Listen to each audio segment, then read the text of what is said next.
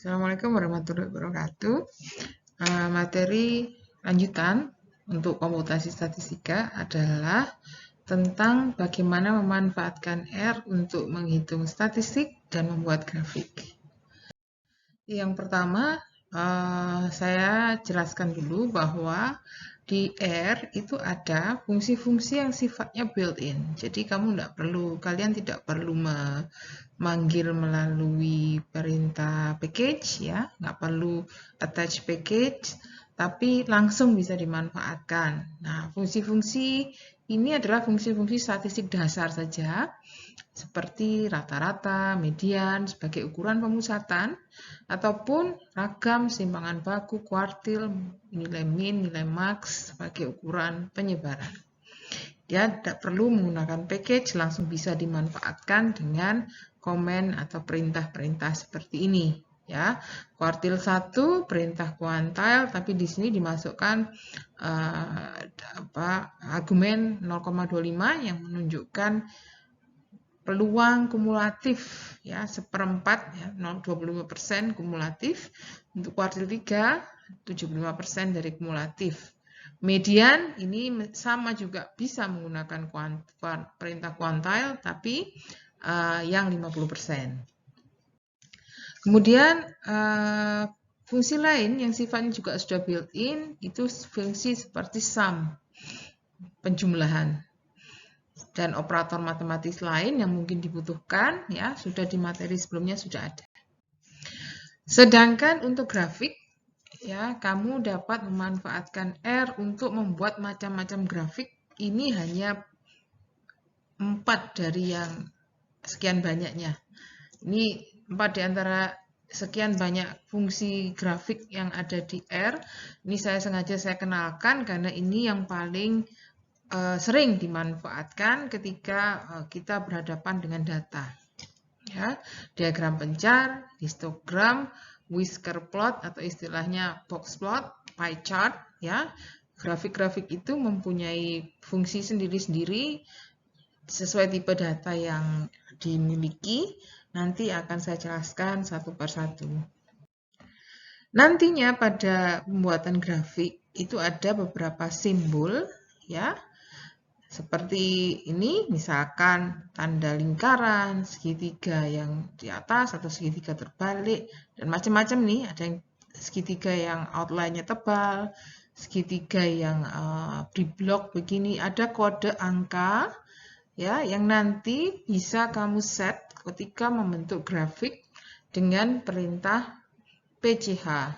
Dengan argumen PCH di dalam pembentukan plot, pembentukan grafik, di dalamnya salah satu argumen yang bisa dipakai adalah tulisan PCH. Di argumen di dalam perintah pembentukan grafik. Dengan bunyi PCH diisi angka, itu menunjukkan simbol apa yang digunakan. Simbolnya sesuai tabel saya, kotak yang ada di sini ada macam-macam. Ya, 1, 2, 3, 4, 5, 6, dan seterusnya sampai 25 itu. Selain itu, jika ingin membuat warna, di dalam perintah pembuatan grafik juga ada argumen yang bisa kamu set dengan argumen call, COL, dari color. Ya, sama dengan tanda kutip, tanda petik, ya, tanda petik buka tutup, tanda kutip, dengan nama warna yang sesuai color chart di sini. Jadi misalkan kamu membuat warna grafiknya itu putih, ya nanti di situ tanda kutip white. Mau yang warna ini kayaknya black ya, hitam, dark green ya, dark olive green 4, dan seterusnya. Ini ada banyak color chart di sini, silakan dipilih salah satu. Oke, jadi variasinya macam-macam untuk warna. Ini juga masih ada, jadi sekian banyaknya kemungkinan warna bisa dipakai. Kemudian untuk ukuran grafik bisa kamu gunakan argumen CEX. Jadi di argumen CEX ini nanti isinya defaultnya itu 1. 1 itu ukuran normal gitu ya. Jadi di sini mengindikasikan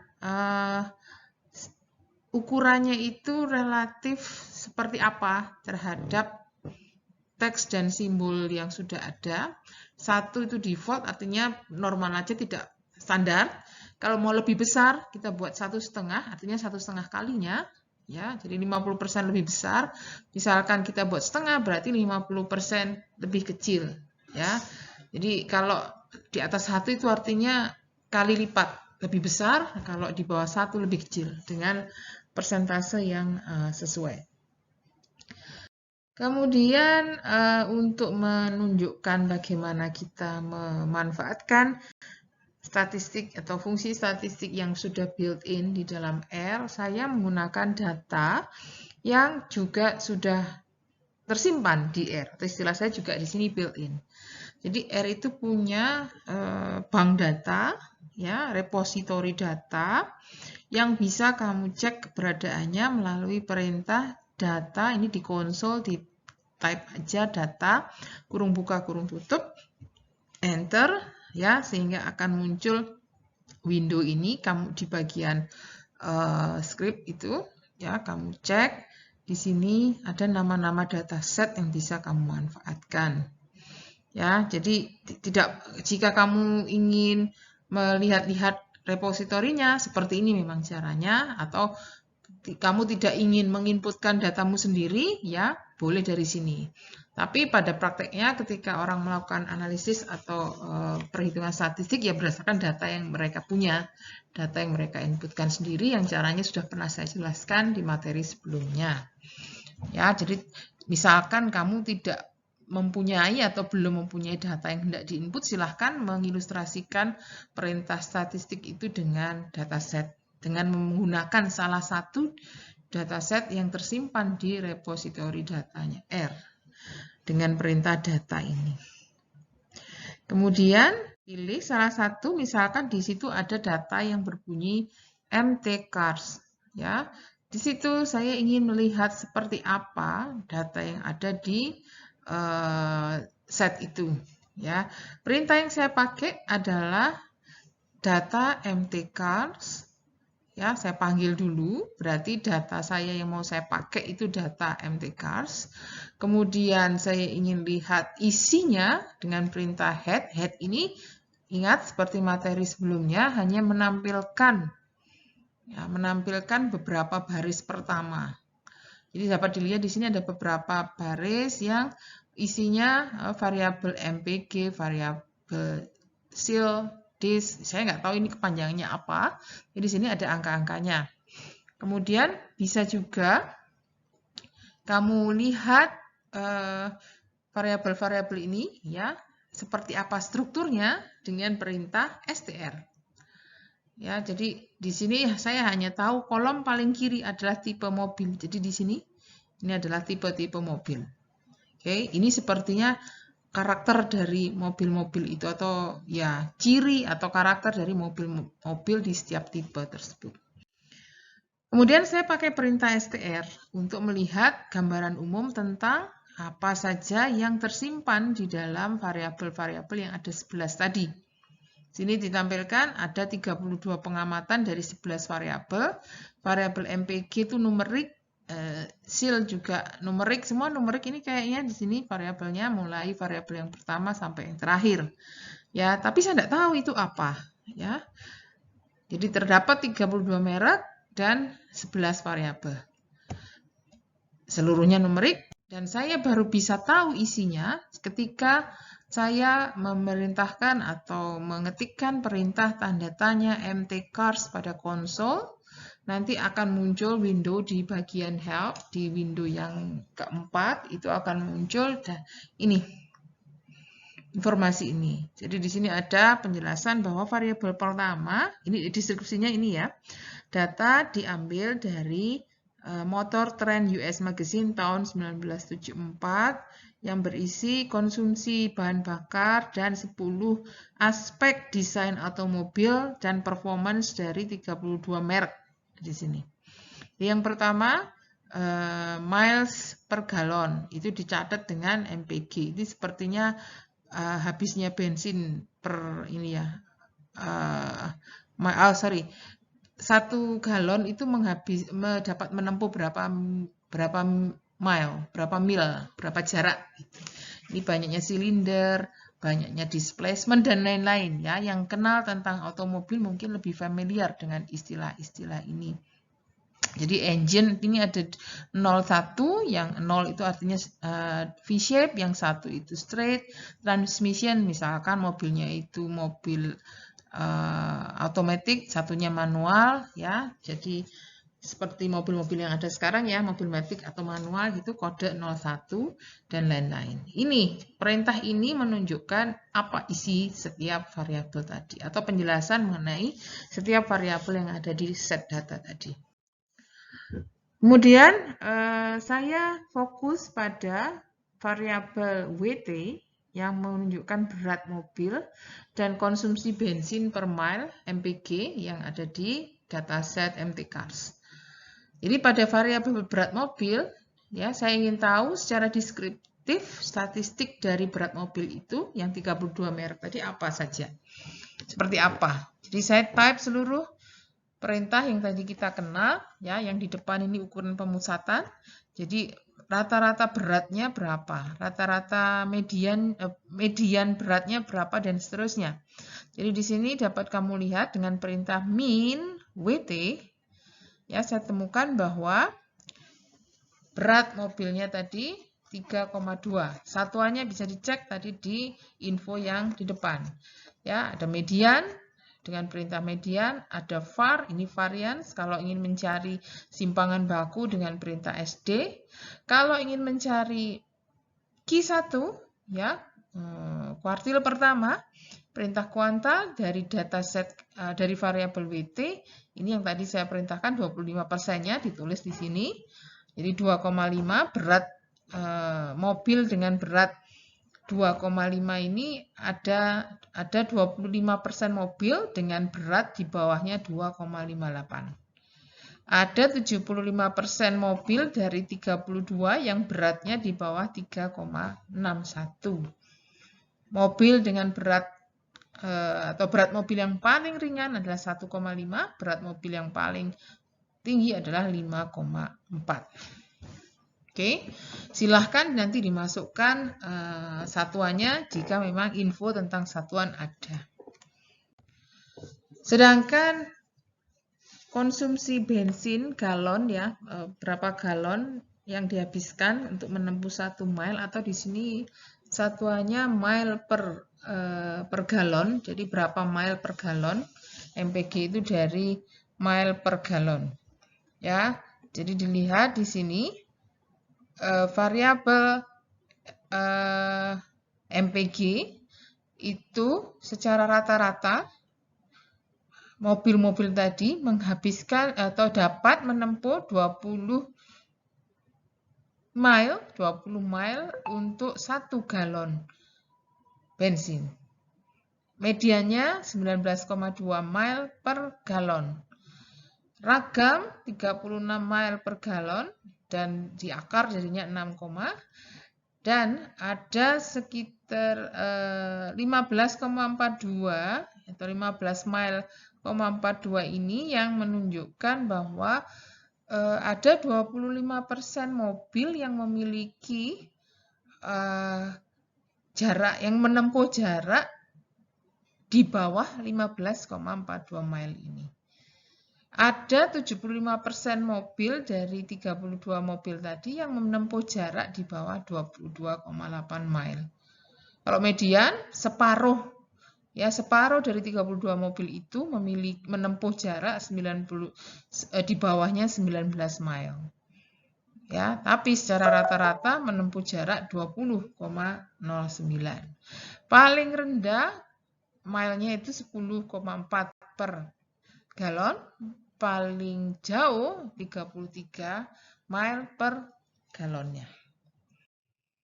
Oke, dari situ saya berusaha menelusuri lebih lanjut lagi tentang hubungan antara X dan Y di sini, atau hubungan antara dua variabel yang bisa digambarkan melalui diagram pencar. Jadi diagram pencar itu adalah grafik yang berusaha menunjukkan atau memvisualisasikan hubungan antara X dan Y, dua variabel lah ya, terserah namanya apa, yang biasanya memang dipakai sebagai langkah awal untuk mengukur korelasi atau sebelum melakukan analisis regresi. Di contoh saya mengasumsikan variabel berat dan mile per galon ini ada hubungannya. Jadi saya mencoba membuat diagram pencar antara berat mobil dan mile per galon ini menggunakan perintah plot X, Y. Jadi perintah plot X, Y ini paling sederhana atau yang paling perintah sederhana untuk membuat scatter plot. Sedangkan titik-titik di belakang ini adalah argumen-argumen lain yang dibutuhkan. Misalkan, ini tadi kan X-nya WT, Y-nya MPG. Misalkan kamu butuh nama diagramnya kamu beri nama, itu argumennya adalah main sama dengan tanda kutip nama diagram. Saya kasih nama scatter plot example. Kemudian koma untuk memberi nama pada variabel sumbu X, Xlab, namanya car weight. Nama di sumbu Y itu Ylab sama dengan miles per gallon. PCH 19 ini saya menggunakan simbol yang nomor 19. Ya, jadi masing-masing ini punya peran dalam memberikan identitas pada diagram pencar saya. Ya, sehingga hasilnya adalah diagram yang tadi sesuai keinginan saya, ada nama sumbu X, ada nama sumbu Y dengan simbol dot yang ada bloknya. Misalkan saya ingin mengganti simbol, tinggal dengan perintah yang sama persis, PCH-nya ini diganti dengan nomor, misalkan simbol yang saya inginkan, segitiga tanpa blok itu ada di nomor 24. Jadi bisa menghasilkan gambar seperti ini. Oke, bisa saja jika kamu ingin merubah warna dari grafik atau diagram pencar yang kamu buat, ya, tetap menggunakan simbol titik dengan blok, tapi warnanya jadi bukan hitam. Maka kamu bisa tambahkan argumen ini, argumen color, COL, sama dengan nama warna sesuai yang ada di color chart yang tadi saya berikan di depan. Sehingga yang tadinya saya scatter plot saya mempunyai titik-titik warna hitam, di sini titik warna ungu tua. Oke, jadi seperti itu konsepnya, selalu ada argumen variabel yang ingin dibuat. Kalau scatter ya harus ada dua variabelnya. Kemudian argumen untuk nama grafik, ya, identitas sumbu X, identitas sumbu Y, dan tipe atau warna dari diagram yang ingin kita buat. Jika ingin merubah ukuran font, silahkan juga ada bisa diatur dengan perintah GEX.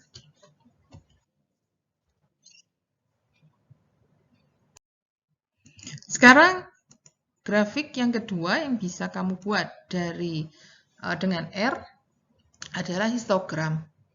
Histogram ini umumnya dibuat untuk mengamati bentuk sebaran dari variabel yang kita miliki dengan cara membuat tabulasi frekuensi data. Jadi frekuensi inilah nanti yang dijadikan pengganti atau wakil dari distribusi peluangnya.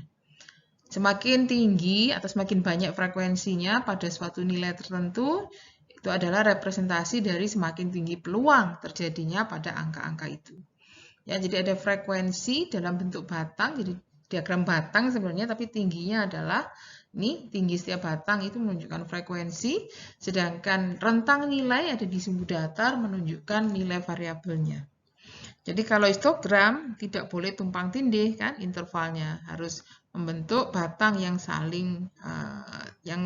tidak saling tumpang tindih. Jadi gambaran umum mengenai sebaran peluang. Perintahnya histogram itu pakai komen HIST. Perintah histogram HIST, ya, dengan argumen di sini variabel yang akan dibuat histogramnya dan argumen-argumen lain. Ini misalkan sebagai contoh, saya ingin membuat histogram bagi variabel mile per galon tadi, konsumsi per bensin yang dibutuhkan dalam satuan mile. Ya, informasinya adalah kelas interval. Mau bikin ada berapa kelas interval. Di situ argumen yang kita pakai dengan bahasa atau dengan kode breaks. Misalkan butuh 10 interval, ya nanti break sama dengan 10. Judulnya apa? Identitas di sumbu X apa? Ya, di sumbu X pasti nama variabel. Sumbu Y-nya nggak usah, karena di sumbu Y kan jelas itu frekuensi. Oke. Jadi ini perintah yang lengkap, variabel, ada 10 interval, judul grafik, nama variabel X-nya, identitas di sumbu X, dan nama nama grafiknya, histogram miles per galon. Jadi output dari perintah ini adalah gambar grafik seperti ini, histogram yang secara kasar itu menunjukkan bahwa histogram ini memiliki miles per galon ini, variabel ini memiliki sebaran yang tidak setangkup karena dia ada yang ini puncaknya kira-kira yang paling banyak di sekitar 15, tapi yang lebih besar dari itu cukup banyak, ya, cukup banyak angka-angka yang lebih besar daripada 15 miles, ya, banyak mobil yang memiliki jarak tempuh per galonnya itu lebih tinggi daripada 15. Oke, itu interpretasi mengenai grafik ini yang sebetulnya bisa kamu cocokkan dengan tadi yang di awal statistik deskriptifnya. Jadi mengenai rata-rata, mengenai median, mengenai kuartil ya, Q1, Q2, Q3-nya itu sebetulnya bisa nyambung juga dengan cerita histogram ini. Oke.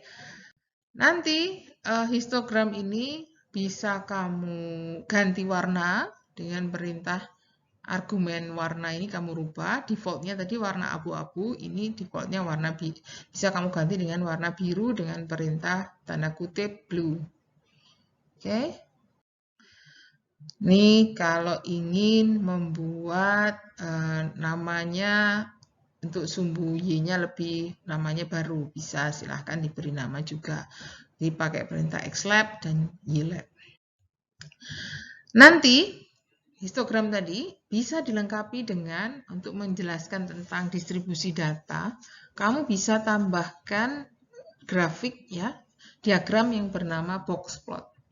Jadi diagram ini dibentuk dari statistik minimum, maksimum, median, kuartil 1, Q1 dan Q3. Jadi cerita saya tadi ini 3/4 seharusnya ya. Jadi kuartil pertama itu nilai tertinggi yang membatasi 1/4 bagian data urutan terendah. Oh ya benar, ini 1/4. Ini nilai terendah yang membatasi 1/4 bagian data urutan tertinggi. Jadi saya balik. Kalau mau yang seperti ini definisinya ya ini harus 3/4. Tapi ini berhubung sudah saya jelaskan yang data urutan tertinggi betul 1/4. Oke, box plot ini nantinya bisa dipakai untuk melihat bentuk sebaran, apakah simetris, apakah menjulur, ya ke kiri atau ke kanan. Tadi sekilas dari grafik MPG kelihatan bahwa mile per galon itu memiliki distribusi yang menjulur ke kanan. Ya, jadi banyak nilai besar, lebih banyak daripada nilai-nilai kecilnya. Jadi box plot dipakai untuk satu mendeteksi pencilan, ya, membandingkan pusat sebaran, ya, penyebaran dan derajat kemencengannya, kemenjulurannya. Atau kalau mau melihat perbedaan antar populasi, seperti apa pusat dan sebarannya, penyebarannya, bisa juga digunakan box plot ini. Oke, jadi dengan R, saya tetap akan mencontohkan pemanfaatan box plot ini dengan variabel konsumsi atau mile per galon tadi. Tapi saya ganti gambarnya dengan box plot yang perintahnya seperti ini. Ya, defaultnya box plot ini ada argumen variabel dan lain-lain yang embel-embelnya tadi menyesuaikan kebutuhan, ya, misalkan akan diberi nama judul grafik, ini main, untuk sumbu tegak namanya apa, sumbu datar namanya apa, silahkan diberi identitas, ya. Jadi gambar yang saya peroleh dari perintah ini tadi seperti ini. Nah, di sini menunjukkan bahwa bagian tengah kotaknya ini adalah median. Median angkanya di sekitar 19, berapa. Q1 15, minimumnya 10 yang paling bawah ini minimumnya. Ya, ini angka minimum. Ini saya peroleh dari statistik yang di awal tadi saya hitung. Jadi yang ini adalah nilai mile terendah dari mobil tadi ya. Untuk 1 galon paling rendah itu paling sedikit jaraknya itu 10, menempuh 10,4 mile. Kuartil 1 15,42 mile, artinya ya tadi saya sudah sempat bilang bahwa ada 25% mobil dari 32 mobil tadi yang jarak tempuhnya per galon itu lebih rendah daripada 15,42. Ada separuh yang jarak tempuhnya lebih rendah dari 19,2. Ada seperempat dari 32 yang jarak tempuhnya lebih tinggi dari 22,8. Di sini posisi Q3 dan nilai maksimumnya 33,9. Untuk melihat kemenjuluran itu identitasnya ini. Dari nilai maksimum ke tengah ini jauh lebih panjang daripada yang tengah, dari nilai terendah ke tengah. Sehingga asumsi saya atau saya tadi informasi saya di awal dari histogram sudah saya sampaikan, tidak simetris. Kalau simetris ini pas di tengah, jarak dari atas ke tengah, dari kiri ke tengah, atau dari nilai tinggi ke tengah ke median, nilai rendah ke median itu jaraknya hampir sama. Ini lebih tinggi yang lebih panjang yang ke sana. Ya, jadi ini definisi dari atau informasi yang kita peroleh dari gambar ini adalah seperti yang tadi saya jelaskan, ya, tidak simetris karena ekor kiri yang lebih pendek, berapa mobil yang jaraknya di bawah 19 mile, ya, jarak tempuhnya di bawah 19 mile, separuhnya. Kemudian kiri kanan tidak sama, yang artinya tidak simetris. Oke, bisa juga membuat box plot dengan atau lebih dari satu, ya, lebih dari satu box plot di mana masing-masing box plot itu mewakili populasi yang berbeda. Kalau kamu ingat tadi di informasi kita tentang MT Cars ada variabel yang namanya seal number of cylinder dari setiap mobil. Di situ isinya adalah angka-angka 4, 6, 8 yang menunjukkan dari 32 mobil tadi ada beberapa yang memiliki 4 silinder, 6 silinder, dan 8 silinder. Kamu bisa type perintah mtcars $seal, nanti kan akan ketahuan ini 4, 6, 8 ini tadi. Nah, saya akan mencoba membuat box plot yang terpisah bagi MPG di setiap banyaknya silinder. Jadi untuk mobil dengan 4 silinder ada box plot MPG-nya sendiri, 6 ada sendiri, 8 ada sendiri. Sehingga box plot ini akan memiliki argumen tambahan variabel seal yang menunjukkan kategori dari silindernya di silinder 4, 6, dan 8. Judulnya nanti bisa kita rubah kalau dibutuhkan. Ini saya rubah jadi car mileage data, X-lab-nya variabel X-nya di sumbu mendatar, number of cylinder, variabel Y-nya ya MPG tadi, ya. Jadi silahkan diberi informasi itu dengan perintah yang mirip dengan tadi, hanya saja di sini ada tambahan MPG, ada cacing di sini ya, cacing seal. Jadi untuk menunjukkan bahwa nanti box plot saya itu ada sesuai banyaknya informasi atau nilai variabel yang ada di variabel silinder. Jadi seperti ini hasilnya. Di situ kamu bisa menceritakan informasi tambahan bahwa jarak per galon yang ditempuh oleh mobil bersilinder 4 itu rata-rata lebih tinggi. Ya, berdasarkan median, ya, yang paling tinggi jarak per galonnya itu di mobil dengan 4 silinder. Dengan 6 silinder turun jarak tempuhnya, yang paling rendah adalah mobil dengan silinder 8, jarak tempuhnya lebih paling rendah dari semuanya. Mengenai distribusi setiap silindernya juga bisa kamu lihat, ini lebih yang ini menceng ke kanan, yang paling simetris kayaknya yang di 6 silinder ini. Oke, jadi bisa juga kamu membuat box plot seperti itu. Satu terakhir tentang diagram adalah diagram kue, pie chart. Jadi ini adalah diagram yang memiliki bentuk lingkaran dengan juring-juring atau irisan-irisan yang proporsional dengan banyaknya kategori, banyaknya variabel atau banyaknya nilai yang jatuh di kategori tersebut. Jadi jangan sembarangan membuat pie chart, karena pie chart ini hanya applicable pada variabel yang sifatnya kategorik, dan yang digambarkan di diagramnya itu frekuensinya atau banyaknya variabel, banyaknya pengamatan yang jatuh pada kategori tersebut. Ada kategori yang mewakili irisan. Jadi tidak sembarangan variabel bisa dibentuk pie chartnya. Harus yang sifatnya kategori. Jadi ini contoh saya pakai data yang lain, karena variabel mtcars tadi tidak ada yang bisa saya pakai sebagai contoh untuk membentuk pie chart. Saya menggunakan data iris ya di sini seperti tadi. Silahkan amati dulu ya, datanya dipanggil dulu data iris, kemudian dilihat apa saja isinya. Di sini ada 150 pengamatan, 5 variabel, variabelnya ini semua. Yang ini numerik, ini nggak bisa dibuat pie chart. Yang bisa ini variabel spesies, karena di spesies ini ada 4 level kategori ya, 4 level kategori. Yang isinya kalau mau tahu secara spesifik bisa kamu type perintah level nama ini tadi, nama variabelnya tadi. Variabelnya namanya spesies pada data iris. Jadi iris tanda dolar spesies, variabel levelnya setosa, versicolor, dan virginica.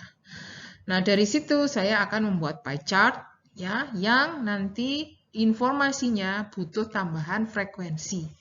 Jadi di setosa ini ada berapa? Di versicolor ini ada berapa? Virginica ada berapa? Nanti saya butuh 2 info tentang vektor karakter yang nama kategori dan frekuensinya. Jadi yang pertama, saya menciptakan label ya, menggunakan ini fungsi level. Jadi saya memberi label berdasarkan nama-nama level yang ada di iris spesies tadi. Jadi label saya nanti isinya vektor yang berisi karakter ya, vektor karakter, setosa, versicolor, dan virginica. Jadi label ini vektor yang isinya karakter. Karakter yang berisi nama. Namanya saya ambil dari level-level yang ada di variabel spesies data iris. Oke, kemudian masing-masing ini saya cari banyaknya ya, saya assign 3 konstanta A, B, C yang menghitung banyaknya pengamatan di setiap kategori spesies. Perintahnya nanti sum, menjumlah ada berapa banyak, dan fungsi logika sama dengan, tapi karena di R ini logika sama dengan beda dengan sama dengan assignment gitu. Jadi harus pakai double sama dengan. Di sini assign A sebagai jumlah ya, pengamatan di iris spesies, di data iris variabel spesies yang sama dengan setosa. Ada 50. B, ada berapa pengamatan di variabel spesies data iris yang nilainya sama dengan versicolor, yang ini sama dengan virginica. Ada 50, 50, dan 50. Pas, masing-masing isinya 50. Untuk itu saya akhirnya assign lagi untuk membuat pie chart frekuensi sebagai vektor ya dari dengan elemen nilai frekuensi masing-masing tadi. A berapa, B berapa, C berapa. Ini tadi A-nya kan sudah di-assign 50, B-nya assign 50, C-nya juga 50, sehingga ini tinggal input saja. Dan perintah untuk membentuk diagram kue atau diagram pie itu tadi butuh 2 argumen, frekuensi dan label. Label tadi namanya. Ya, karena sama, maka di sini perintah itu menghasilkan diagram kue yang juringnya kira-kira ya luasnya sama di sini. Untuk memberi nama diagram, silahkan beri seperti tadi, sama seperti scatter plot sama box plot, main sama dengan. CX ini ukuran font, ya. Jadi yang supaya fontnya lebih kecil, ya 75% dari ukuran semula. Ini kalau mau dikasih warna, silahkan diberi warna rainbow. Oke. Oke, jadi pie chart bisa juga menggunakan persen. Jadi kalau mau mengganti yang ada di pie chart yaitu dengan persentase, kamu harus melakukan perintah hitung persentase berdasarkan vektor 50, 50, 50 tadi. Jadi angka yang isinya frekuensi 50 tadi, kamu hitung persentasenya. Di sini saya pakai pembulatan satu angka di belakang koma ini. 1, sedangkan ini untuk menghitung persentase biasa. Cuman dibulatkan satu angka di belakang koma. Jadi yang ditaruh di perintah pi itu bukan bukan perintah yang tadi ya. Di sini perintahnya tetap sama, tapi yang ditampilkan di sini adalah persentasenya. Ya, jadi yang ditaruh di sini adalah perintah persentasenya supaya hasilnya menunjukkan persentase. Oke. Jadi vektor pair dipakai sebagai label, ya. Di sini tidak lagi menggunakan frekuensi, tapi menggunakan perintah. Ini saya salah ya, ini tolong diperbaiki. Nanti yang dipakai adalah perintah PER yang tadi barusan kita bentuk. Jadi persentase yang barusan dibentuk. Jadi ini mestinya perintah persentase. Selebihnya silahkan diatur warnanya dan lain-lain. Oke. Untuk menyimpan, bisa saja kamu tadi setelah menghasilkan grafik, kamu butuh simpan itu di file PDF atau di sebagai image, ya, JPG atau yang lainnya, ya, ekstensi yang lain-lain. Pada bagian window output gambarmu itu di sebelah sini ada tombol ekspor, silakan diklik simpan, kamu butuh yang mana, silakan diekspor. Oke, ekspornya nanti disimpan di folder yang sesuai yang kamu butuhkan. Ini ya, simpannya bisa macam-macam selain yang tadi pakai tombol atau pakai perintah. Perintahnya silakan di-type di konsol ya, bisa dipakai perintah ini. Ya, silakan misalkan namanya pi ya, tulis PDF tanda petik mau disimpan dalam bentuk apa. Kalau disimpan dalam bentuk PNG ya tanda petik ini namanya .png gitu ya. Tapi jangan lupa setelah itu ada perintah def-off untuk menyimpan, menutup simpannya tadi. Oke, ini contoh saya ya. Jadi ini ditaruh di pi.pdf ya. Nyarinya di mana? Ya nyarinya pada folder yang sedang aktif. Jadi direktori kerja yang sedang aktif itu apa? Maka py.pdf-mu itu akan tersimpan di sana. Format yang lain silahkan bisa dilakukan dengan cara yang sama. Oke, seperti itu untuk materi kali ini. Silahkan dicoba yang harus dicoba. Untuk diskusi bisa kita lanjutkan di sesi Zoom. Atas perhatiannya terima kasih. Assalamualaikum warahmatullahi wabarakatuh.